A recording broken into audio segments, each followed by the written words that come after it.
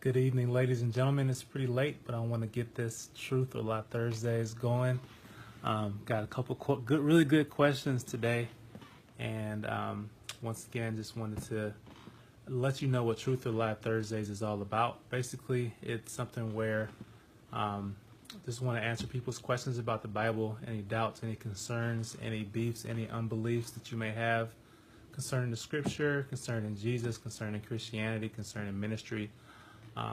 There's a lot of people out there with questions, and these questions just sit in their heart for so long, and sometimes these questions kind of eat away at their minds and their souls. But God has answers, and God can He can comfort our souls. So I want to do my part just to help out.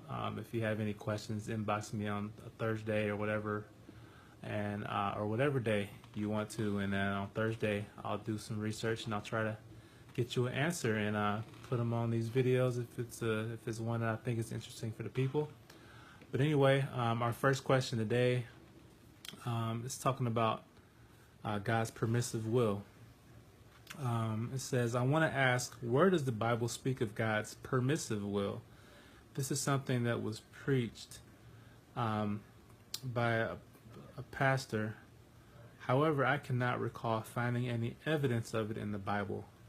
This is something that I feel may have been invented by a denomination to pacify its members like the Catholics did with Purgatory. For example, one of my loved ones sought counseling whenever they did or were about to do something that they felt guilty about, such as going into their third marriage, and they were advised to seek God's permissive will if they can't keep up with His perfect will.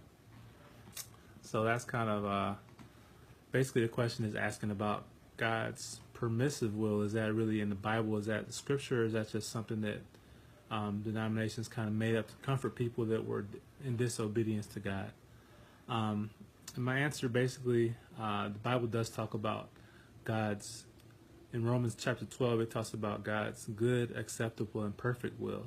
And I've heard some people kind of teach that, well, God has a good will, then He has an acceptable will, and then He has a perfect will. So if you can't get to the perfect will, just at least do something good or acceptable. But I don't agree with that. I believe that, like the questioner says, this is something that's false.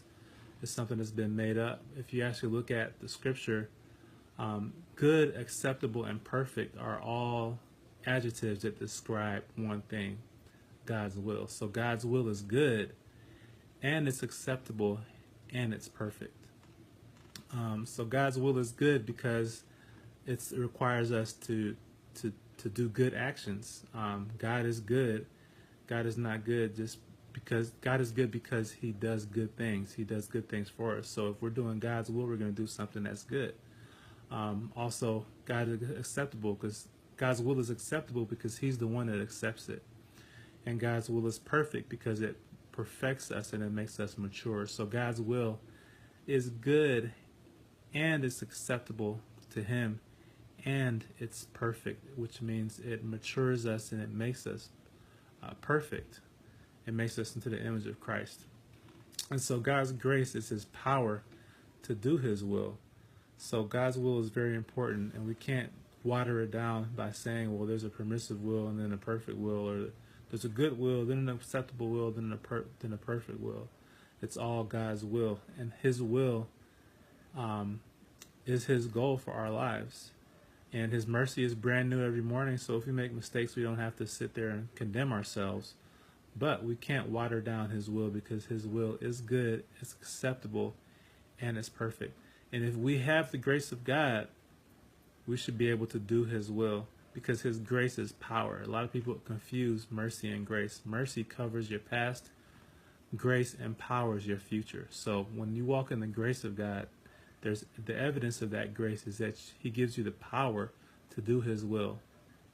So just like the questioner said, yeah, we shouldn't make up doctrines just to comfort people in disobedience. We should give them the power of God and the grace of God and minister the grace of God so that people have the power to walk in obedience. And part of that grace is being able to teach the truth, just so people can have the faith to do it. So that's my answer.